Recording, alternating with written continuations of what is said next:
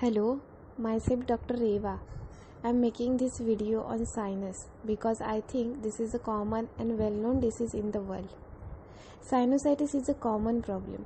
We'll see first the anatomical view. The paranasal sinuses are aerated cavities in the bones of the face that develop as outpouches of the nasal cavity and communicate with this cavity throughout life. The maxillary and ethmoid sinuses are present at birth. The frontal and sphenoid sinuses developed after ages 2 and 7 respectively. Like the nose, the sinuses are lined with respiratory epithelium that includes mucus producing goblet cells and ciliated cells. The mucus blanket is carried towards the sinus opening, means ostia, at a speed of up to 1 cm per minute by the boating of the cilia. The ostia are small. The ethmoid sinus ostia, for example, they are small like only 1 to 2 mm in diameter.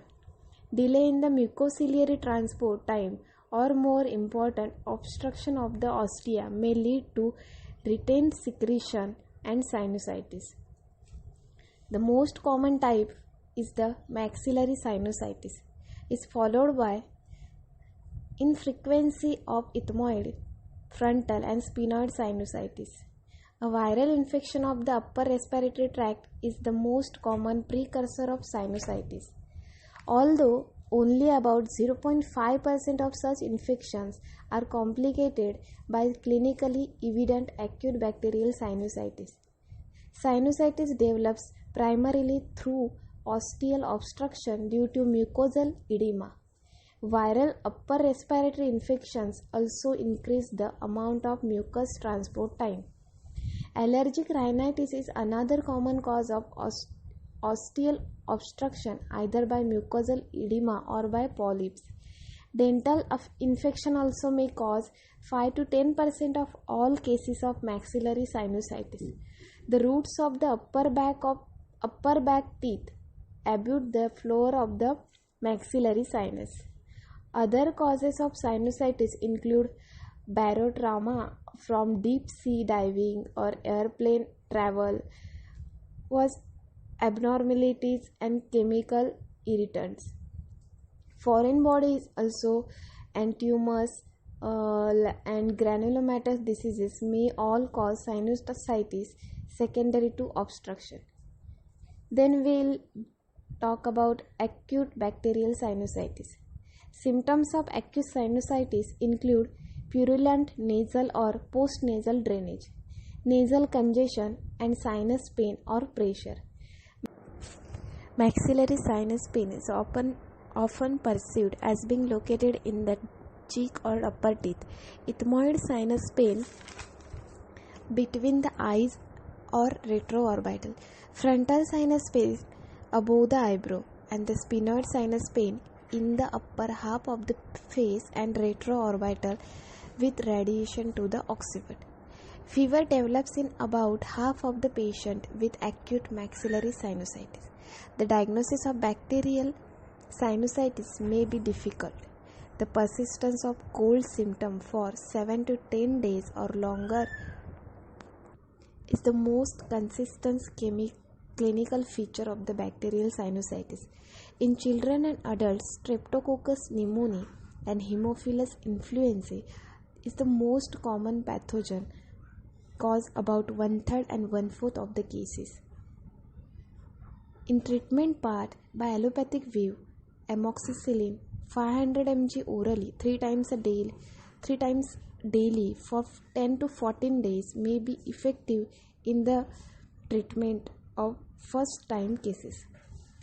Other effective but more expensive antibiotics include amoxicillin, clavunet, cefuroxime, Exetil and clarithromycin.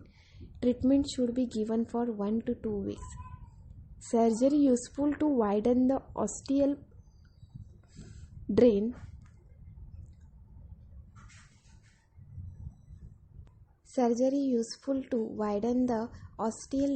Thick secretion may be essential in severe acute sinusitis, particularly when ethmoid, frontal or sphenoid disease fails to respond to initial intravenous therapy. Chronic bacterial sinusitis characterized by symptoms of sinus inflammation lasting more than 3 months. This condition is caused by dysfunction of the mucociliary blanket, usually as a result of repeated past infection. Constant sinus pressure, nasal congestion, and postnasal drainage, especially in the morning temperature of above 38 degrees Celsius, is rare. Sometimes in chronic condition, acute exacerbation of breath is there. In Ayurvedic treatment, acute sinusitis focuses on aggravated dosha and cleansing the sinuses. Nasya therapy is very beneficial in relieving all symptoms. Steam inhalation is recommended. In chronic condition, for chronic treatment is done to boost immunity, cleanses ana and balance metabolism with prana panchakarma therapies. Good results can be achieved with proper diet and lifestyle. First is to hydrate your body and with warm or lukewarm water. Avoid caffeine. Use ginger and turmeric in diet. Yoga offers also simple kriyas and pranayams and asanas to prevent sinusitis. You can check on YouTube for the yoga asanas and some therapies. It will help you. By homeopathic view, by reducing the intensity and frequency of the effects and prevent complication of sinusitis and surgery. Sometimes Kalika, bark, chromium, thuja, hydritis, lycopodium, mercury, pulsatilla, silicea, arsenic, medorinum are remedies for sinusitis. But for proper dose and how to take and for how long duration these homeopathic remedies to take, you have to consult your homeopath. Then it will be proper treatment by homeopathic to heal the sinusitis. I hope this was helpful for you. Thank you so much.